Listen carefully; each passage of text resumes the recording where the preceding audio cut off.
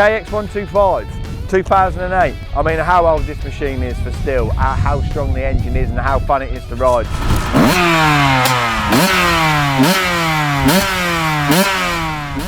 It's just a shame that Kawasaki did stop making two-strokes back in 2006, and then obviously they rolled over into about 2008. This is a 2008 model. A good friend of mine and our cameraman, Harvey had rode this thing to death. I think he'd done like 105 hours and just not actually touched a single thing. So we give it a little refresh. There's still some things that need doing on the bike. We took it out today to figure out what the teething problems are. There's no teething problems at all with this engine. This engine is strong, it delivers, the sound's good.